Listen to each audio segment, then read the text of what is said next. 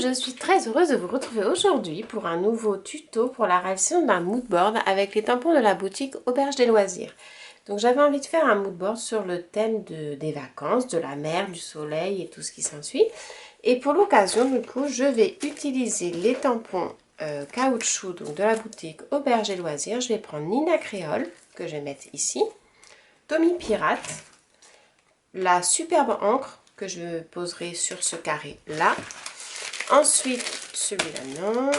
Je vais prendre le mot love que je vais mettre ici. Donc les mots en fait love, summer et vacances, je vais les superposer avec de la mousse 3D pour que ce soit un peu en relief. Donc ce sont ces trois mots là. Je vais prendre le petit crabe que je vais tamponner ici. Et le tampon palmier que je vais mettre en relief ici. Je vais travailler mon fond avec des pochoirs de la Distress Oxide et de l'aquarelle. Et je vais mettre en couleur tous les tamponnages à l'aquarelle sennelier. Donc je vous propose de regarder ce tuto. Si vous avez des questions surtout, n'hésitez pas à les poser en commentaire, je me ferai un plaisir d'y répondre. Et pour l'occasion, Angéline vous propose un code réduction de 10% de réduction sur votre commande Auberge des Loisirs pour un montant de 39 € d'achat. Donc n'hésitez pas à vous rendre dans la boutique Auberge des Loisirs pour profiter de cette petite réduction bien sympathique. Allez, je vous propose de faire le tuto et n'hésitez pas, si vous avez des questions à les poser, c'est avec plaisir que je vous y répondrai. Et je vous dis à tout de suite pour un mood board aquarelle.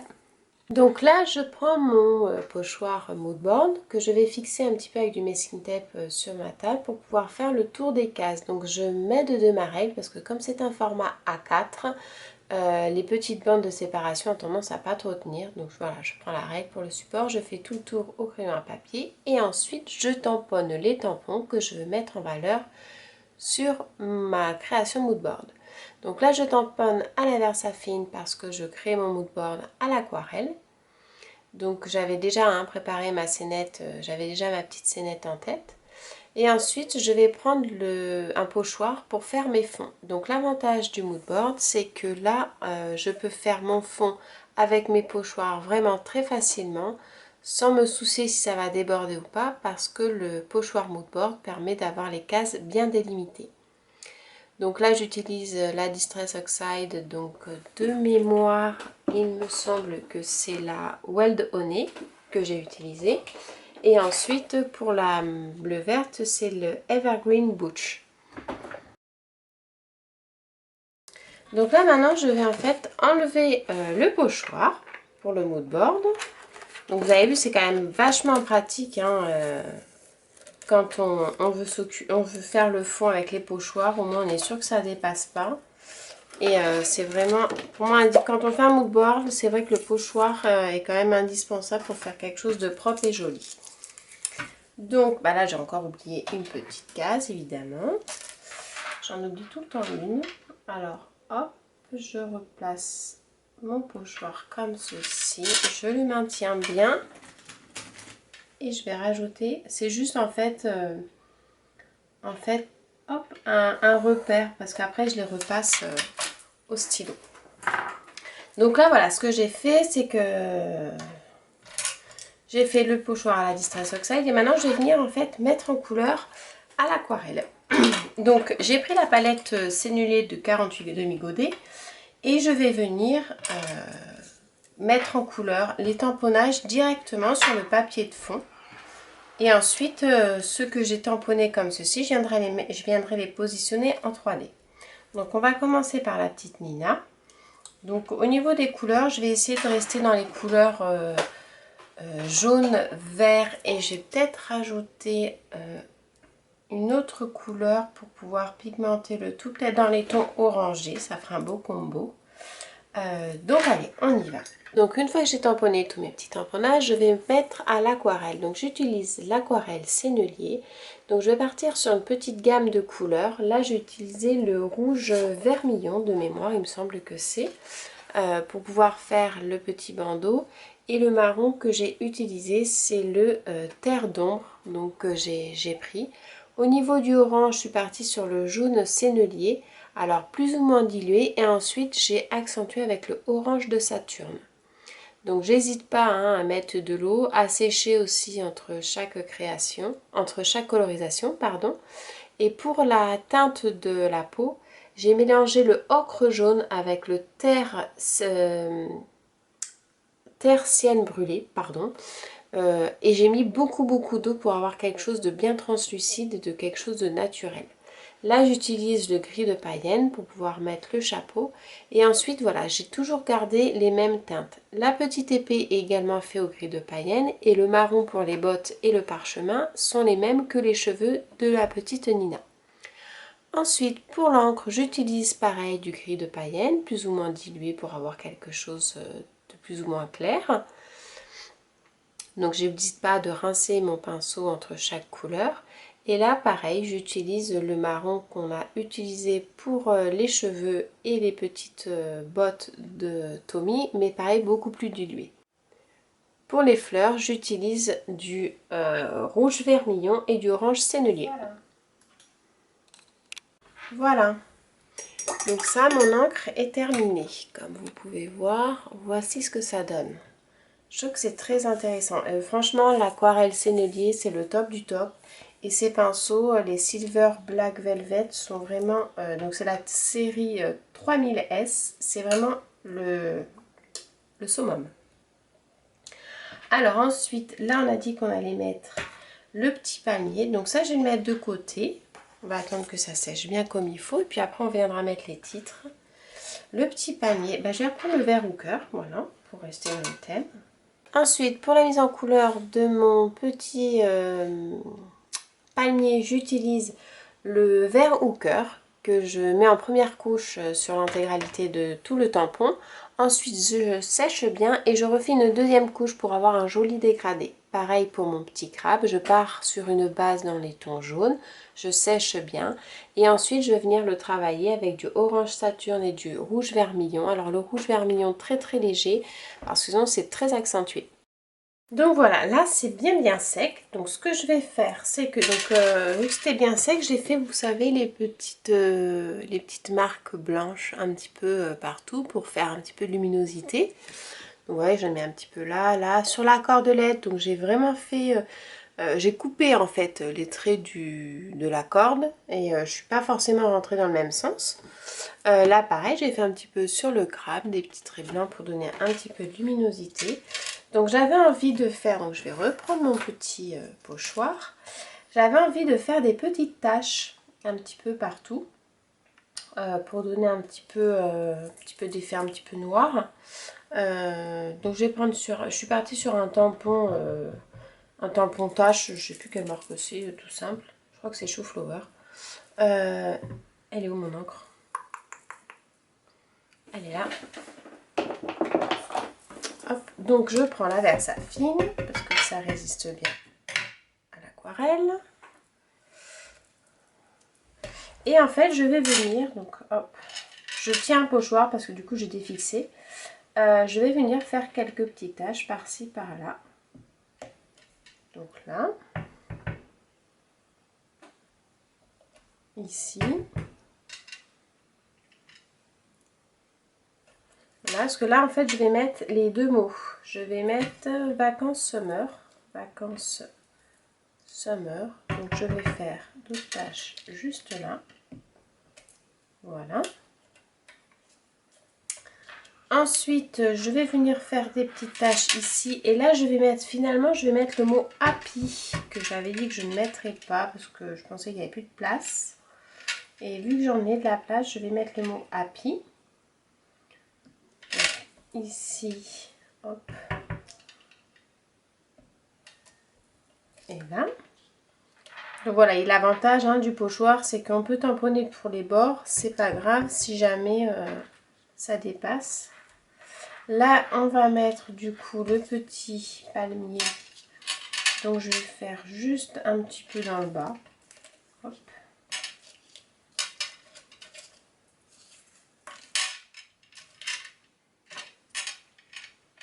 Par là, et un peu en haut.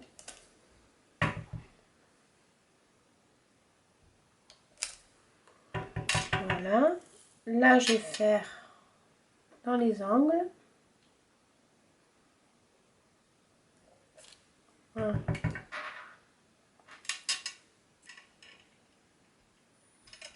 1 et 2. Et ici, pareil, je vais faire dans l'angle là.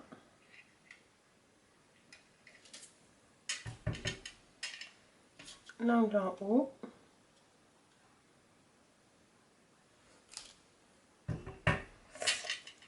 Et un petit peu par là. Alors là, je vais le faire à la main. Juste au doigt. Hop. Voilà. Voilà. Donc maintenant, ce que je vais faire, c'est que je vais prendre un stylo noir. Un stylo noir comme ça, tout simplement, que j'essuie avant d'écrire. Ça, je vais le refermer. Et je vais faire le tour de mes cadres. Et après, ensuite, je vais venir gommer les traits au crayon à papier. Et voilà ce que ça fait une fois que le stylo est passé. Donc, ce que je vais faire maintenant, c'est que je vais coller, hop, avec de la mousse 3D. Donc, je vais gommer déjà. Je vais gommer. Donc, pour gommer, ce que je fais, c'est que je prends toujours un stylo gomme. Hop, voilà. Et je gomme comme ceci mes petits coups de crayon à papier qui peuvent dépasser. Donc voilà, ne le faites pas avec du feutre parce que sinon ça va baver et ça peut rater un petit peu le support du mood board, donc c'est dommage. Mais voilà, un petit coup de stylo gomme, c'est parfait. Alors après, si, j'ai retrouvé ma gomme électrique la dernière fois. Hop, je sais pas si vous connaissez ça. C'est Derwit qui fait ça. C'est une gomme électrique. Donc c'est super pratique parce que vous appuyez et en fait vous avez la gomme qui tourne. Je vais vous montrer. Et vous n'avez plus qu'à faire comme ceci. Ça fait un peu comme une ponceuse et c'est une ponceuse gomme. Et ça gomme super bien. Sans faire de babouille. C'est que ça fait un moment que je l'ai. Et puis j'ai fait du tri dans ma scrap comme en début de semaine et je l'ai retrouvée, j'étais super contente.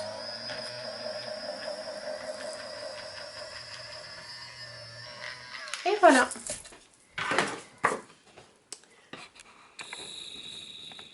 Donc voici, hop, le mood board qui est gommé. Donc maintenant on va coller. On va coller nos petits embellissements qu'on a fait. Donc je vais prendre de la mousse 3D. Ensuite, je vais passer au collage. Donc j'utilise de la mousse 3D avec les fameux petits carrés qui sont un petit peu chiants quand même à décoller à chaque fois. Mais ça fait un joli effet, ça permet de donner du volume au projet. Je trouve que c'est très très joli. Donc j'utilise de cette mousse 3D, je colle les petits mots, j'en mets 2-3 par-ci par-là. Et je mets du jaune sur les mots pour pouvoir faire ressortir un petit peu les titres de ma création. Je rajoute le mot happy. Alors c'est vrai qu'une fois on m'avait demandé un tuto découpage. C'est vrai que j'ai pas pris le temps de le faire. Moi en fait quand je découpe, c'est toujours ma main, donc je suis droitière, c'est toujours ma main gauche en fait qui tourne. Mon ciseau ne bouge pas. Et c'est toujours ma main hop, gauche qui tourne et qui guide en fait là où le ciseau doit couper. Donc je pense que vous faites tous comme ça, je sais pas. Donc voilà, et hop. Et après quand il y a des grandes parties internes à détourer, à évider du moins, comme ici, en fait je m'embête pas, c'est que je coupe carrément. Alors j'essaye de couper dans la longévité du motif. Mais je coupe en fait, voilà, regardez. Je vais vous montrer.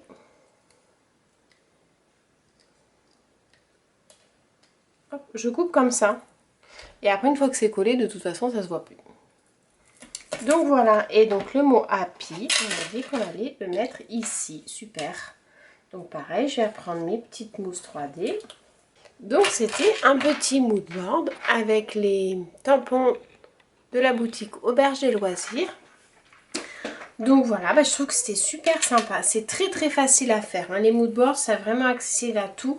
En fait, si vous aimez, moi je sais que j'aime énormément la carterie. Sauf que les cartes, au bout d'un moment, on en a des tiroirs complets. Et je trouve en fait, ça permet d'avoir plusieurs petits supports. Alors ça, c'est un mood board au format A4. vous les avez en format A5 et en format A4. J'aurais tendance à dire que je préfère un peu le format A4 parce que en fait on a plus de place, on peut plus s'étaler. C'est un petit peu mon côté où j'aime bien toujours plus, j'aime bien que ce soit... voilà, je suis pas très clineuse, donc du coup j'aime bien quand il y a de la matière. Et quand c'est grand, bah, c'est super intéressant aussi. Et l'avantage, c'est que donc j'aime beaucoup la carterie. Et sur les moodboards, si vous regardez bien, pardon, c'est plein de petites cases à embellir. Donc c'est un petit peu comme si vous avez plusieurs petites cartes à faire sur une seule et même page. L'avantage, c'est que vous les coupez au format A4, vous pouvez les ranger directement en fait dans un classeur. Moi, je les range, vous voyez, dans les porte-vues comme ça. Et en fait, ça se range comme ceci. Donc après, on me dit, oui, qu'est-ce que tu en fais des moodboards? Bah voilà. En fait, je les classe dans un porte-vue. Et pareil pour les formats A5.